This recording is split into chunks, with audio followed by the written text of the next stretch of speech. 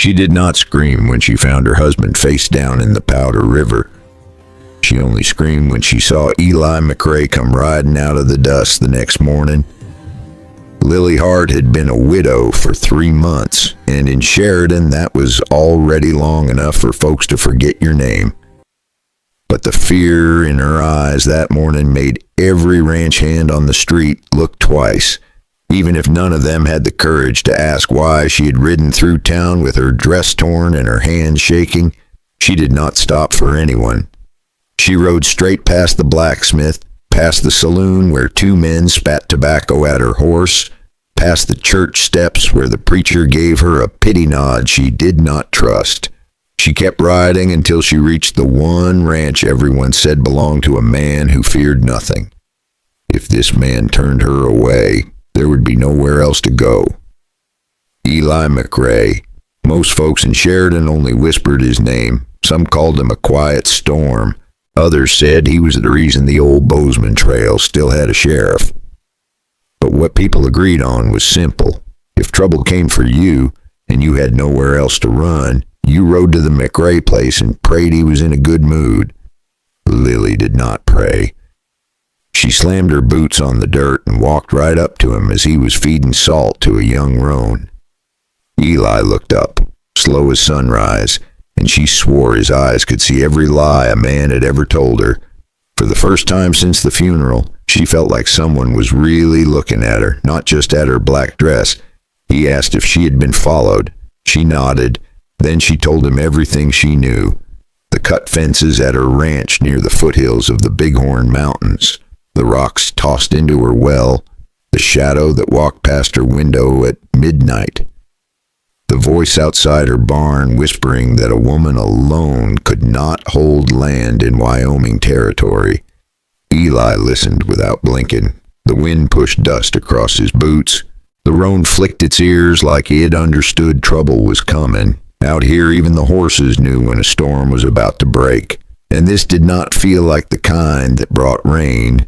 When Lily finally said the name Harlan Voss, Eli's jaw tightened just once, like a man hearing an old bullet shift in a scar. He knew that name. Everyone did. Cattle king, land thief, man who claimed her husband's death had been an accident on the trail. Lily stepped closer. Her voice cracked. She said she did not come for pity. She came because someone wanted her land, and someone wanted her gone, and she needed a man who did not scare easy. Eli wiped his hands, looked at the mountains, then looked back at her like he was measuring how much fight she had left. He asked one question, a quiet one, the kind that decides the whole story before it even starts. Are you ready for the truth that might come with this? And Lily answered with a question of her own. What if the truth is worse than the man who killed my husband? Eli saddled up without another word, and Lily rode beside him all the way back to Hart Ranch, trying not to picture the look she had seen in his eyes when she said the name Harlan Voss. It was not fear. It was something colder, like a memory he did not care to revisit. By the time they reached the ranch, the afternoon sun was melting into that harsh Wyoming gold that made every shadow look sharper than it should. Lily kept talking to stop her mind from chasing ghosts.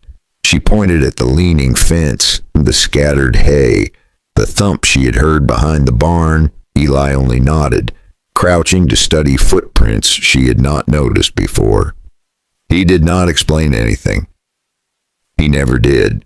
But when he straightened up, she saw it. Confirmation. Someone had been here. He walked to the front porch where a big bale of hay sat half broken, leaning against the old storage box Lily had been trying to drag that morning. She felt embarrassed just remembering it.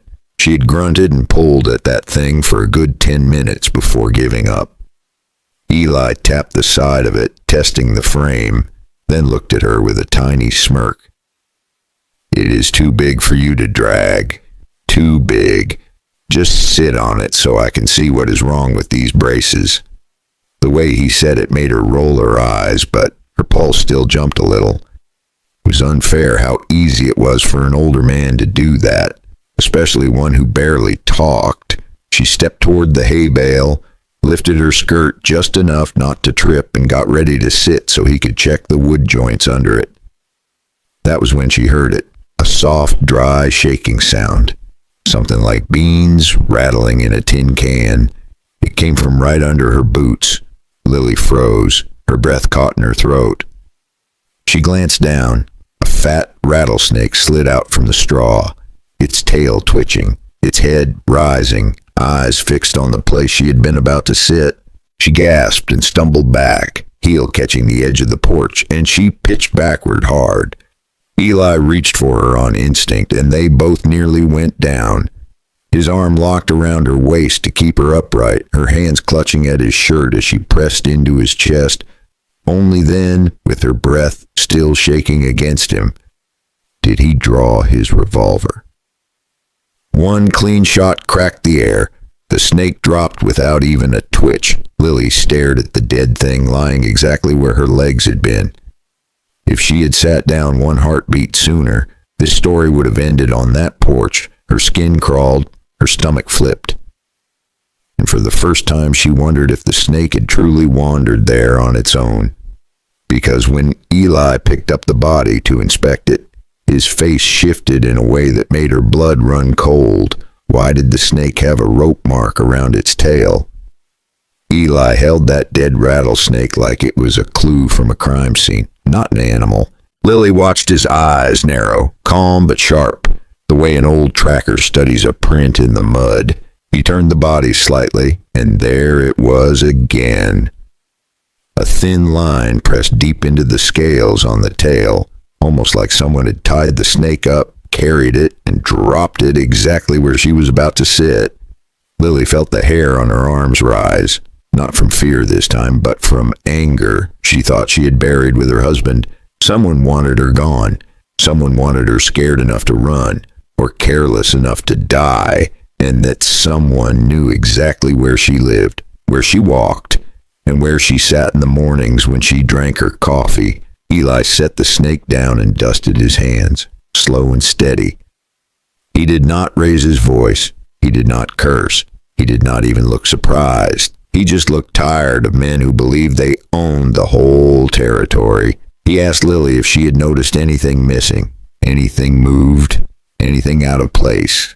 She shook her head, though she remembered the hay bale leaning wrong and the fence rails tucked under it like someone had handled them in a hurry. Eli walked around the porch, studying boot marks. Lily followed, watching how he pointed with his chin at scuffed dirt, broken straw, little things she would never have spotted. Then he picked up one single boot print near the corner of the house, a print with a deep notch in the heel, the same kind of heel she had seen on the boots of Harlan Voss's trail boss. She swallowed hard. Eli did not say the name. He did not need to. Lily said it for him. It is Harlan. It has to be. Eli wiped his palms on his jeans, looked toward the far tree line, and let the silence fall between them. Some things do not need saying. Both of them already knew the only name that fit those tracks.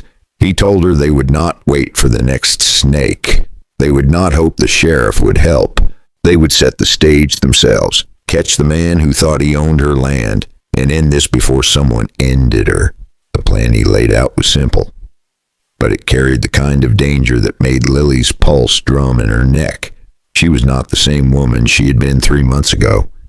She felt stronger now, like something inside her had finally decided to fight back. Eli asked her if she was ready, really ready, because once they started, there would be no turning back. Lily looked at the dead snake, then at the tracks in the dirt, then at the man who had held her steady when she fell. She nodded. If you are enjoying this story, consider subscribing so you do not miss the next part. And while you settle in with a warm cup of tea, tell me what time it is where you are and where you are listening from. Lily barely slept that night, not from fear, but from the way Eli's plan kept circling in her mind like a hawk over a rabbit trail. By sunrise, the two of them were already moving around the ranch, quiet and focused, setting things exactly the way Eli wanted. He told her the trick to catching a man like Harlan was simple. You do not chase him. You let him believe he's hunting you. So Lily played her part. She rode into Sheridan late that morning, boots dusty, hair loose, looking like a woman worn thin. She stopped by the general store, then the livery. Then she walked right past the saloon where Harlan liked to sit on warm days. She pretended not to see him, which of course made him watch her even harder. Every step she took past that saloon felt like she was walking out on a ledge with no rail. When he stepped onto the boardwalk and asked if she was doing all right, she let her shoulders sag just enough to look defeated. She told him she had barely slept, told him a snake tried to bite her, told him Eli had gone back to his own ranch and she would be alone tonight on Hart Ranch. She even let her voice tremble when she said, I have been thinking, maybe you were right about selling. A woman cannot hold this place alone forever. Then she said the line Eli had coached her to say, I do not know if I can keep fighting this. Maybe selling the place would be easier. Harlan smiled at her like a cat that had finally gotten the door open on the chicken coop. He wished her a good day and told her he hoped she made the right choice. Lily nodded politely, turned her horse, and rode home calm as a preacher. But the moment she reached Hart Ranch, her mask dropped. Eli was already in the barn loft, checking his rifle. Two of his trusted cowboys were posted near the windmill, out of sight. Lily felt safer than she had in months. Evening fell fast. The sky turned purple. The land cooled enough that even the grass seemed to stop breathing. Lily lit one lamp in the house and left the front door cracked, just enough to look careless. She sat at the table with her heart pounding like a drum inside a church hall. When the first hoofbeats came, she knew.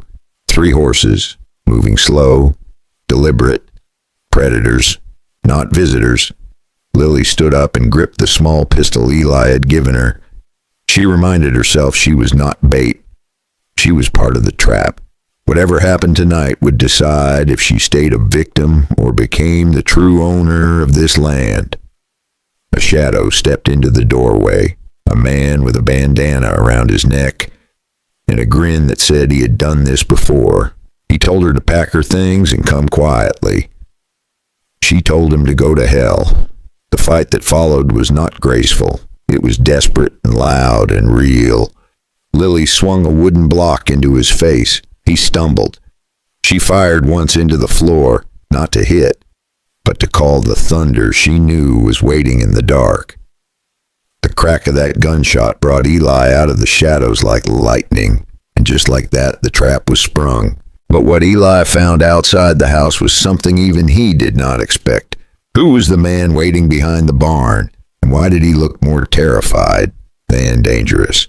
Eli reached the corner of the barn with his rifle raised, ready to finish the job, but the man crouched behind the water trough was not aiming a gun at him. He was shaking, hands up, eyes darting like a trapped animal. He kept whispering that he never wanted to hurt Lily, that he had only come because Harlan forced him. He said Harlan paid extra for the snake. He said Harlan planned to burn the ranch to the ground after taking Lily away. That was when Lily realized this was not just about dirt and fences. It was about wiping her name off the map. His voice cracked like he had finally reached the end of a long road of fear. Eli lowered his rifle just enough for the man to breathe. Then he stepped closer and asked the question Lily had been afraid to voice for months. Why did Harlan want her land so badly? The man told them about a new cattle route Harlan wanted to control, a shortcut that cut straight through Hart Ranch, a road that could make him rich and give him even more power in Sheridan. Lily listened, standing in the doorway with dust in her hair and a pistol still shaking in her hand.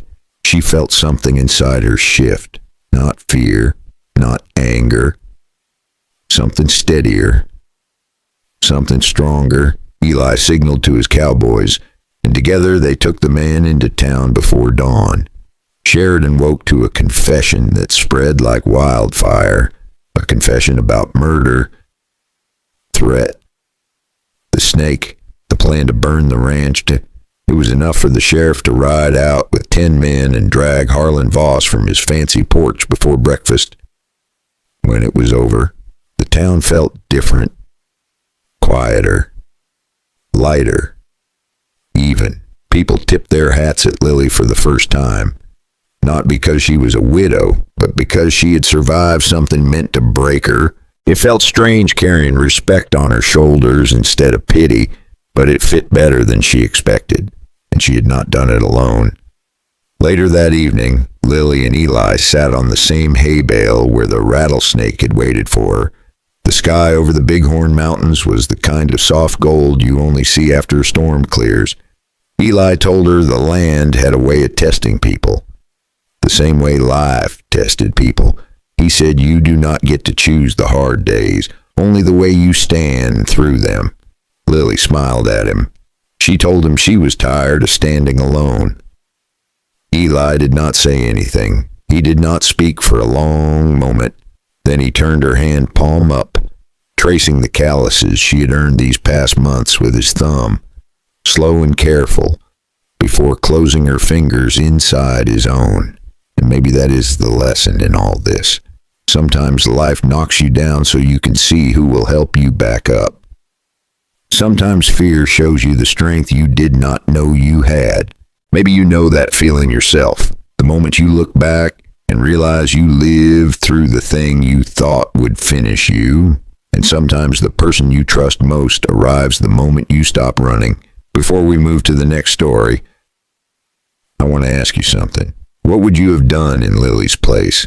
And who would you hope to have standing beside you when the trouble comes? If you felt something from this story, give this video a like and subscribe so you don't miss the next chapter. Now take a sip of your tea, settle in, and tell me where you're listening from today.